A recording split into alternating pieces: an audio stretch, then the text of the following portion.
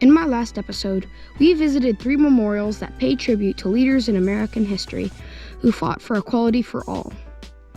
In this episode, I will take you with me to visit all 3 branches of the U.S. government.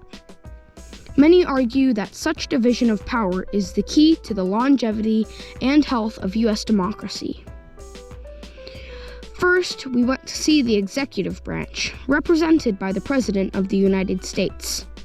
The White House is where the President lives and works. In this house, he implements and enforces the law of the land and ensures that the U.S. people are protected from internal and external threats. Given the importance of the President, we couldn't visit the White House easily. All we got was this picture in the back of it. But there's a newly opened White House Visitor Center that provided us with more than enough information.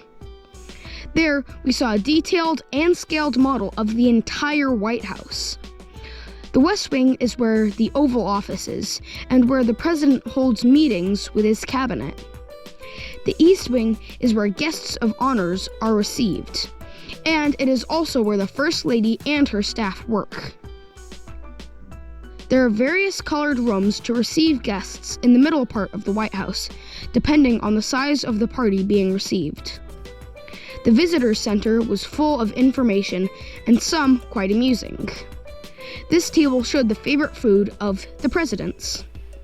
Did you know that Ronald Reagan loved jelly beans and James Garfield loved squirrel soup? Quoting him, 2 to 3 plump squirrels would do. Though we didn't go into the White House, which we imagined would be a stressful and time-consuming process, this visitor center provided us with a bird's-eye view and satisfied our curiosity. We visited the legislative branch, aka the Congress, next. This is where the representatives of the people write the law, approve taxation and government spendings, and occasionally declare wars. The U.S. Capitol building is signified by its massive dome called the Rotunda, built during Lincoln's presidency, while the Civil War was still going on.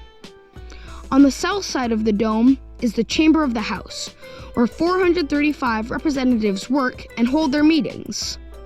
They are elected by the people of their districts across the country, and the number of districts per state is determined based on the census population count, held every 10 years.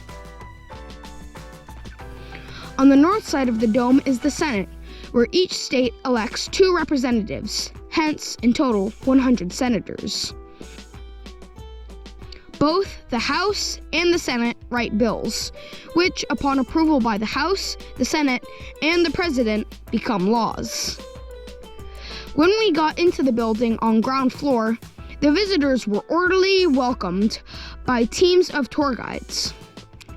We started our tour at the crypt, marked by a white compass rose, which was right under the rotunda. There were many busts of important people who served the Union. Each state could have 2 statues, and they could be either made of marble or granite. The statues were held at the crypt or in this old chamber of the house, open to visitors. This room was where some of the representatives used to meet before too many new states joined, and the Congress had to expand. The acoustics of this room is incredible. The guide would whisper on one side of the room, and we could hear it clear as day on the other side. The most impressive room was the Rotunda, where there are lots of paintings depicting important moments in U.S. history. This room looked oddly familiar to me. After a while, I remembered why. This room was on a lot of newspaper covers, as mobs stormed the Capitol Hill during the January 6th insurrection. Lastly, we visited the Supreme Court, where 9 justices sit on the highest court in America and serve to give final interpretation of the law of the land. In the corridors of the court, there were lots of displays explaining the justice system of America and how a case would wind its way through the system, either from local trial courts or from the federal courts, to subsequent appeals courts, to finally, this Supreme Court. The Supreme Court was not in session. That's why we got to get a glimpse of the room where the 9 justices would hear arguments from both sides and deliver their verdict. There were also many displays of important people in the American judiciary history.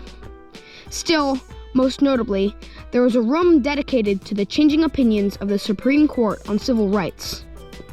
In this landmark case of Plessy v. Ferguson in 1896, the Supreme Court ruled against Homer Plessy, a black man who refused to leave a white train car and was sent to jail. The court essentially decided that a country would keep segregation and still treat its citizens equally, effectively backing all the Jim Crow laws at the state and local levels. These laws led to decades of discrimination against colored people and Jews. But in the Brown v. Board of Education case of 1964, the unanimous decision that racial segregation in schools is unconstitutional showed that the court took a 180-degree turn on its opinion and scored a major victory for the civil rights movement.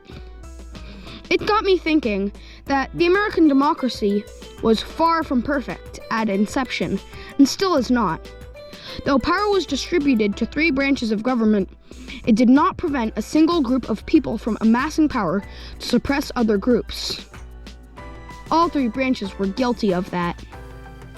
For instance, Congress passed many discriminatory laws, such as the Chinese Exclusion Act of 1882.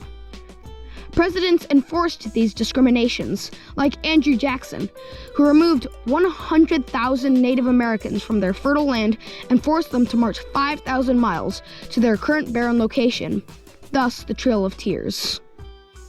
What gives me hope is that when the American people are ready to correct their wrongful past, peaceful but unrelenting efforts can lead to change. The change might take a long time, but quoting Dr. King, I believe that unarmed truth and unconditional love will have the final word on reality.